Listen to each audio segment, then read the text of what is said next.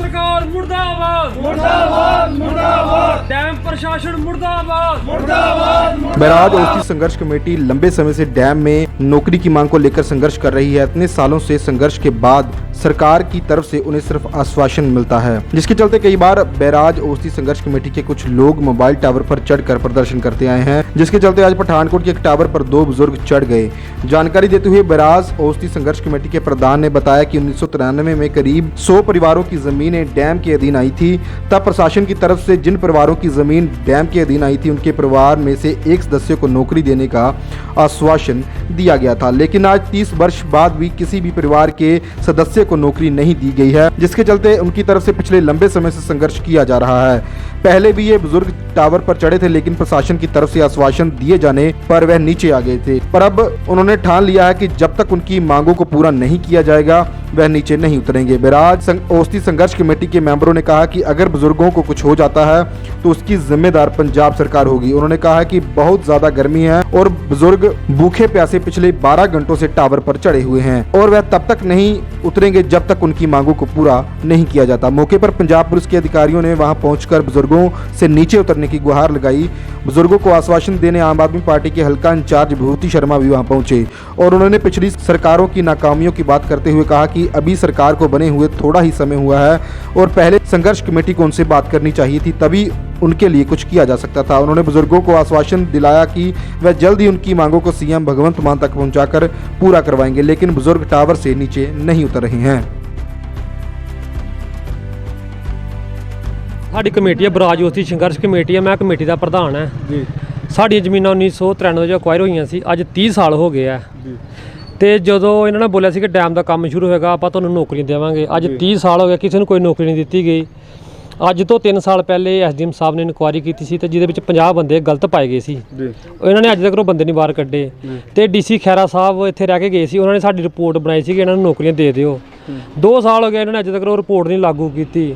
ਅੱਜ ਤੋਂ 12 ਦਿਨ ਪਹਿਲੇ ਸਾਡੇ ਬਜ਼ੁਰਗ ਇੱਕ ਚੀਫ ਸਾਹਿਬ ਨੂੰ ਇੱਕ ਲੈਟਰ ਦੇ ਕੇ ਆ ਗਏ ਸੀ ਕਿ ਜੇ ਤੁਸੀਂ ਸਾਡੇ ਪਰਿਵਾਰਾਂ ਨੂੰ 10-12 ਦਿਨ ਦੇ ਅੰਦਰ ਨੌਕਰੀ ਨਹੀਂ ਦਿੱਤੀ ਤਾਂ ਆਪਾਂ ਕਿਤੇ ਵੀ ਟਾਵਰ ਤੇ ਚੜ ਜਾਵਾਂਗੇ। ਜਿਹਨਾਂ ਨੂੰ ਕੋਈ ਹਰਜੀ ਮਰਜ਼ੀ ਹੁੰਦੀ ਹੈ ਤਾਂ ਡੈਮ ਪ੍ਰਸ਼ਾਸਨ ਸਿੱਧੇ ਤੌਰ ਤੇ ਜ਼ਿੰਮੇਵਾਰ ਹੈ ਤਾਂ ਆਪਾਂ ਉਹਨਾਂ ਡਟ ਕੇ ਵਿਰੋਧ ਕਰਾਂਗੇ।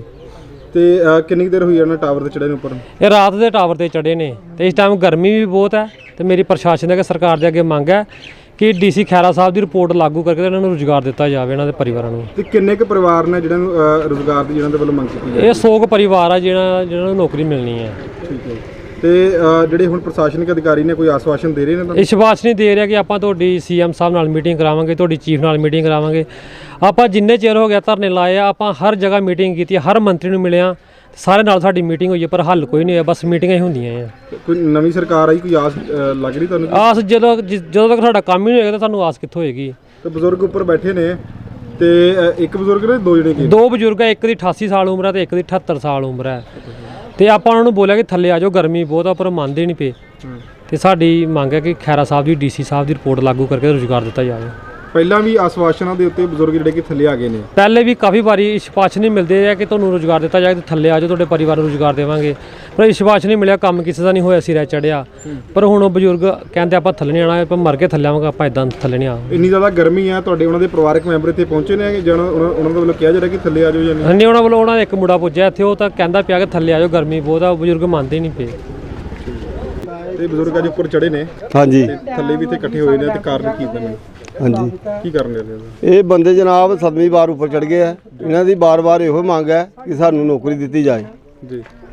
ਇਹ 5ਵੀਂ ਸਰਕਾਰ ਆ ਗਈ ਹੈ, 7ਵਾਂ ਟਾਵਰ ਆ ਗਿਆ ਜੀ। ਜਿਹੜੀ ਵੀ ਸਰਕਾਰ ਆਂਦੀ ਹੈ ਤੁਹਾਡਾ ਕੰਮ ਪਹਿਲੇ ਦੇ ਆਧਾਰ ਤੇ ਹੋਏਗਾ, ਪਹਿਲ ਤੇ ਆਧਾਰ ਹੋਏਗਾ। ਜੇ ਬੀਜੇਪੀ ਆਂਦੀ ਹੈ ਤਾਂ ਵੀ ਪਹਿਲੇ ਦੇ ਆਧਾਰ ਤੇ ਹੋਏਗਾ, ਜੇ ਕਾਂਗਰਸ ਦੀ ਤਾਂ ਵੀ ਪਹਿਲੇ ਦੇ ਆਧਾਰ ਤੇ ਹੋਏਗਾ। ਹੁਣ ਆਮ ਪਾਰਟੀ ਆਈ ਇਹਨਾਂ ਨੂੰ ਆਵਾਸਨ ਦਿੱਤਾ ਵੀ ਜਦੋਂ ਵੀ ਸਾਡੀ ਸਰਕਾਰ ਬਣੇਗੀ ਪਹਿਲੇ ਆਧਾਰ ਤੇ ਤੁਹਾਡਾ ਕੰਮ ਹੋਏਗਾ।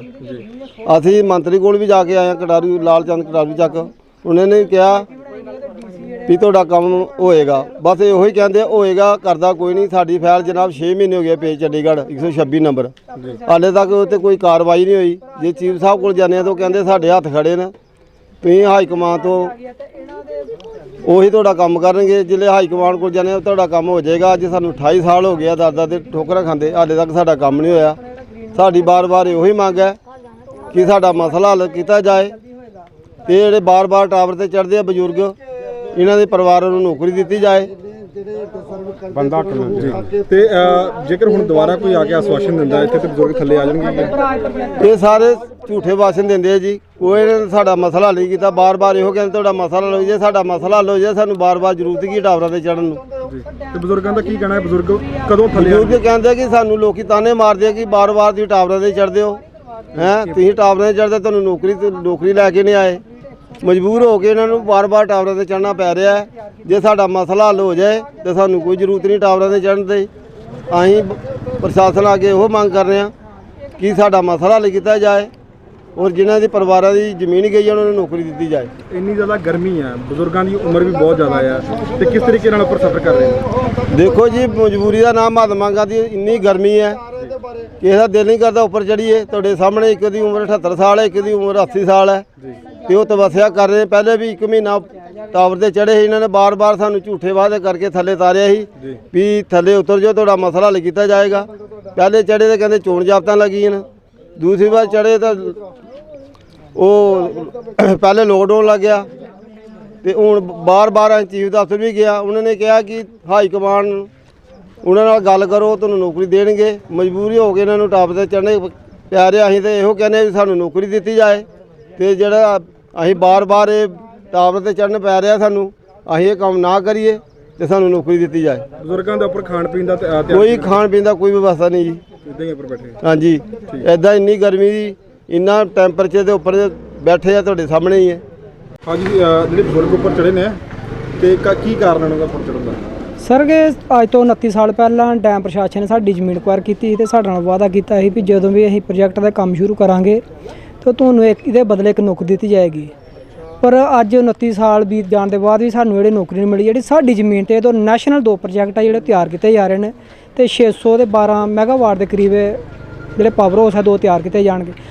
ਇੱਕ ਦਿਨ ਦੀ ਉਹਦੀ ਆਮਦਨ ਹੈ ਜਿਹੜੀ ਕਰੋੜਾਂ ਦੇ ਕਰੀਬ ਹੋਏਗੀ, ਪਰ ਸਾਨੂੰ ਇੱਕ ਛੋਟੀ 4th ਕਲਾਸ ਦੀ ਨੌਕਰੀ ਆ ਉਹ ਅੱਜ ਤੱਕ ਨਹੀਂ ਦਿੱਤੀ ਜਾ ਰਹੀ ਤੇ ਇਹਦੇ 'ਚ ਸਰਕਾਰਾਂ ਦੀ ਕਮੀ ਪੇਸ਼ੀ ਆ। ਤੇ ਜੇ ਬਜ਼ੁਰਗਾਂ ਨੂੰ ਉੱਪਰ ਜਿਹੜੇ ਸਾਡੇ 2 ਚੜ੍ਹੇ ਆ, ਇਹਨਾਂ ਪਹਿਲਾਂ ਵੀ ਆਪਣਾ ਅੱਜ ਤੋਂ 10-12 ਦਿਨ ਪਹਿਲਾਂ ਜਾ ਕੇ ਇੱਕ ਲੈਟਰ ਦਿੱਤਾ ਸੀ ਕਿ ਜੇ ਤੁਸੀਂ ਸਾਡਾ ਹੱਲ ਕਰਦੇ ਹੋ ਠੀਕ ਹੈ, ਨਹੀਂ ਤਾਂ ਅਸੀਂ ਕਿਸੇ ਟਾਵਰ ਜਾਂ ਟੈਂਕੀ ਤੇ ਚੜ੍ਹ ਜਾਵਾਂਗੇ। ਪਰ ਡੈਮ ਪ੍ਰਸ਼ਾਸਨ ਦੇ ਕੰਨਾਂ 'ਤੇ ਕੋਈ ਜੂੰ ਨਹੀਂ ਸਰਕੀ ਤੇ ਉਹੀ ਹੱਲ ਹੋਇਆ ਕਿ ਬਜ਼ੁਰਗ ਉੱਪਰ ਚੜ੍ਹ ਗਿਆ। ਅਗਰ ਬਜ਼ੁਰਗਾਂ ਨੂੰ ਕੋਈ ਹਰਜੀ ਮਰਜ਼ੀ ਹੁੰਦੀ ਹੈ ਤਾਂ ਇਹਦਾ ਡੈਮ ਪ੍ਰਸ਼ਾਸਨ ਜ਼ਿੰਮੇਵਾਰ ਹੋਏਗਾ। ਇਹਦਾ ਰਹਿਣ ਵਾਲਾ ਉਹ ਕਹਿੰਦੇ ਜਿਹੜੀਆਂ ਸਾਡੀਆਂ ਜ਼ਮੀਨਾਂ ਇਹਨਾਂ ਨੇ ਲਈਆਂ ਉਹਦੇ ਬਦਲੇ ਸਾਨੂੰ ਨੌਕਰੀਆਂ ਦੇਣ ਦਾ ਵਾਅਦਾ ਕੀਤਾ ਸੀ, ਉਹ ਪੂਰਾ ਨਹੀਂ ਕੀਤਾ ਗਿਆ। ਅੱਜ ਤੋਂ ਕਾਫੀ ਸਾਲ ਪੁਰਾਣਾ ਚੱਲ ਰਿਹਾ। ਤੇ ਤੁਸੀਂ ਉੱਪਰ ਗਏ ਹੋ, ਟਾਵਰ ਤੇ ਜਾ ਕੇ ਦੇਖ ਕੇ ਆਇਓ, ਕੀ ਹਾਲਾਤ ਨੇ ਉੱਤਰ? ਠੀਕ ਹੈ ਹਾਲਾਤ ਉਹਨਾਂ ਦੇ ਜੀ। ਇਹ ਕਹਿੰਦੇ ਜ਼ਿਆਦਾ ਤੰਗ ਨਾ ਕਰੋ, ਗਾਂ ਬਾਰ-ਬਾਰ ਫੋਨ ਕਰੋ, ਨਹੀਂ ਤਾਂ ਛਾਲ ਮਾਰ ਦਿਆਂਗੇ। ਉਤਰਨਾ ਆਪਾਂ ਉਦੋਂ ਹੀ ਆ ਜਦੋਂ ਸਾਡੀਆਂ ਮੰਗਾਂ ਪੂਰੀਆਂ ਕੀਤੀ ਜਾਏਗੀ। ਇੰਨੀ ਜ਼ਿਆਦਾ ਗਰਮੀ ਆ ਉੱਪਰ, ਕਿੰਨੀ ਕੀ ਗਰਮੀ ਆ, ਲੂ ਵੀ ਗਰਮੀ ਤੇ ਬਹੁਤ ਜ਼ਿਆਦਾ ਜੀ। ਤੁਸੀਂ ਉਹਨਾਂ ਨੂੰ ਥੱਲੇ ਮਨਾਉਣ ਦੀ ਕੋਸ਼ਿਸ਼ ਕੀਤੀ? ਕਿਹਾ ਜੀ, ਉਹ ਨਹੀਂ ਮੰਨਦੇ। ਉਹ ਕਹਿੰਦੇ ਤਦ ਤੱਕ ਨਹੀਂ ਜਦ ਤੱਕ ਕੋਈ ਹੱਲ ਨਹੀਂ ਹੁੰਦਾ। ਇਹ ਜਿਹੜਾ ਹੈ ਨਾ ਪਿਛਲੀ ਸਰਕਾਰਾਂ ਨੂੰ ਕਹਿ ਰਹੇ ਨੇ ਕਿ ਪਿਛਲੀ ਸਰਕਾਰਾਂ ਦੇ ਟਾਈਮ ਅਸੀਂ ਆਪਣਾ ਰੋਸ ਜਤਾਉਂਦੇ ਰਹੇ ਹਾਂ, ਪਹਿਲਾਂ ਵੀ ਟਾਵਰ ਤੇ ਚੜ੍ਹੇ ਨੇ। ਸੋ ਮੈਂ ਇਹਨਾਂ ਨੂੰ ਨਾਲ ਇਹ ਗੱਲ ਹੋਈ ਹੈ ਕਿ ਪਿਛਲੀ ਸਰਕਾਰਾਂ ਦੀ ਗੱਲ ਛੱਡੋ, ਅਸੀਂ ਸਾਨੂੰ ਹਾਲੇ 45 ਦਿਨ ਹੋਏ ਸਾਡੀ ਸਰਕਾਰ ਬਣੇ, ਅਸੀਂ ਤੁਹਾਡੇ ਸਾਰੇ ਮਸਲੇ ਜਿਹੜੇ ਸਾਰੇ ਹੱਲ ਕਰਾਂਗੇ। ਜੋ ਵੀ ਤੁਹਾਡੀ ਮੰਗ ਹੈ ਉਸ ਮੰਗ ਨੂੰ ਅਸੀਂ ਪੂਰਾ ਕਰਾਂਗੇ। ਇਹਨਾਂ ਦੇ ਅੱਗੇ ਅਸੀਂ ਹੱਥ ਵੀ ਜੋੜੇ ਆ, ਰਿਕੁਐਸਟ ਕਰ ਰਹੇ ਹਾਂ, ਹੋ ਸਕਦਾ ਸ਼ਾਮ ਤੱਕ ਸਾਡੀ ਗੱਲ ਮੰਨ ਲੈਣ ਔਰ ਥੱਲੇ ਆ ਜਾਣ। ਇਹ ਲੱਗਦਾ ਕਿ ਜੋ ਇਹਨਾਂ ਨੇ ਮੰਗਾਂ ਰੱਖੀਆਂ ਹੈਗੀਆਂ ਪੂਰੀਆਂ ਹੋ ਜਾਣਗੀਆਂ? ਬਿਲਕੁਲ ਹੋਣਗੀਆਂ ਜੀ, ਇਹਨਾਂ ਦੀ ਮੰਗਾਂ ਅਸੀਂ ਪੂਰੀ ਕਰਾਂਗੇ। ਅਸੀਂ ਪਬਲਿਕ ਲਈ ਇਹ ਜਿਹੜੀ ਸਰਕਾਰ ਬਣੀ ਹੈ ਇਹ ਲੋਕਾਂ ਦੀ ਸਰਕਾਰ ਹੈ, ਆਮ ਲੋਕਾਂ ਦੀ ਸਰਕਾਰ ਹੈ ਔਰ ਇਹਨਾਂ ਦੀ ਜਿਹੜੀਆਂ ਵੀ ਸਮੱਸਿਆਵਾਂ ਇਹਨਾਂ ਨੂੰ ਉੱਪਰ ਚੜ੍ਹਨਾ ਹੀ ਨਹੀਂ ਚਾਹੀਦਾ। ਇਹ ਸਾਡੇ ਨਾਲ ਪਹਿਲੇ ਗੱਲ ਕਰਦੇ, ਕਿਉਂਕਿ ਇਹਨਾਂ ਨੂੰ ਗੱਲ ਕਰਨੀ ਤਾਂ ਚਾਹੀਦੀ ਹੈ ਨਾ। ਜਦੋਂ ਤੱਕ ਸਾਡੇ ਨਾਲ ਗੱਲ ਹੀ ਨਹੀਂ ਕਰਨਗੇ ਉਦੋਂ ਸਾਨੂੰ ਕੀ ਪਤਾ ਲੱਗੇਗਾ ਕਿ ਕੀ ਇਹਨਾਂ ਨੂੰ ਪ੍ਰੋਬਲਮ ਹੈ। ਹੁਣ ਇਹ ਦੱਸਦੇ ਪਏ ਆ ਕਿ ਸਾਨੂੰ ਇਹ ਮੁਸ਼ਕਲਾਂ ਨੇ ਔਰ ਪਿਛਲੇ ਕਾਫੀ 5-7-10 ਸਾਲ ਤੋਂ ਇਹ ਲੱਗੇ ਹੋਣੇ ਨੇ ਆਪਣੇ ਇਸੇ ਜੋ ਆਪਣੀ ਮੰਗ ਹੈ ਉਹਨੂੰ ਪੂਰਾ ਕਰਵਾਉਣ ਵਾਸਤੇ ਨਹੀਂ ਹੋ ਸਕਿਆ। ਲੇਕਿਨ ਹੁਣ ਜਦੋਂ ਸਾਡੀ ਨਵੀਂ ਸਰਕਾਰ ਬਣੀ ਹੈ ਤੇ ਅਸੀਂ ਇਹਨਾਂ ਦੀ ਮੰਗ ਮੰਨਣ ਨੂੰ ਪੂਰੀ ਤਰ੍ਹਾਂ ਤਿਆਰ ਹਾਂ ਔਰ ਇਹਨਾਂ ਨੂੰ ਕਿਹਾ ਵੀ ਹੈ ਕਿ ਤੁਸੀਂ ਥੱਲੇ ਆ ਜਾਓ, ਅਸੀਂ ਜੋ ਤੁਹਾਡੀਆਂ ਮੰਗਾਂ ਉਹ ਮੰਨੀਆਂ ਜਾਣਗੀਆਂ। ਸਰ ਉਹ ਕਹਿੰਦੇ ਪਏ ਕਿ ਲਾਲ ਚੰਦ ਕਟਾਈ ਚੱਕ ਜੀ ਨਾਲ ਸਾਡੀ ਗੱਲਬਾਤ ਹੋ ਚੁੱਕੀ ਹੈ, ਉਹਨਾਂ ਨੇ ਵੀ ਆਸ਼ਵਾਸਨ ਦਿੱਤਾ ਸੀਗਾ ਕਿ ਉਹਨਾਂ ਦਾ ਹੱਲ ਹੋ ਜਾਏਗਾ, ਪਰ ਹੋਇਆ ਨਹੀਂ। ਦੇਖੋ ਲਾਲ ਚੰਦ ਕਟਾਰੂ ਚੱਕ ਜੀ ਨੂੰ ਵੀ ਬਣੇ 1 ਮਹੀਨਾ ਹੀ ਹੋਇਆ ਹੈ। 30 ਦਿਨ ਦੇ ਵਿੱਚ ਬੰਦਾ ਕਿੰਨੇ ਕੁ ਕੰਮ ਕਰ ਸਕਦਾ। ਔਰ ਅਸੀਂ ਜਦ ਕਹਿ ਰਹੇ ਹਾਂ ਕਿ ਅਸੀਂ ਕੰਮ ਕਰਾਂਗੇ, ਸਾਡੀ ਸਰਕਾਰ ਕੰਮ ਕਰੇਗੀ। ਇਹ ਮੈਂ ਇੱਥੋਂ ਤੱਕ ਕਹਿਤਾ ਕਿ ਜੇ ਤੁਸੀਂ ਕਹਿੰਦੇ ਵੀ ਅਸੀਂ CM ਸਾਹਿਬ ਨਾਲ ਮਿਲਣਾ, ਅਸੀਂ 2-3 ਦਿਨ ਜਿਹੜਾ ਟਾਈਮ ਦੇ ਦੇਣ ਸਾਨੂੰ, 3-4 ਦਿਨਾਂ ਦੇ ਬਾਅਦ ਇਹਨਾਂ ਨੂੰ ਮਾਨ ਸਾਹਿਬ ਨਾਲ ਵੀ ਮਿਲਾ ਦੇਵਾਂਗੇ।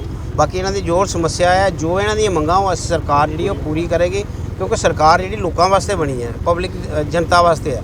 ਸੋ ਜਨਤਾ ਦਾ ਜਿਹੜੇ ਮਸਲੇ ਸਾਰੇ ਹੱਲ ਕਰਨੇ ਆ।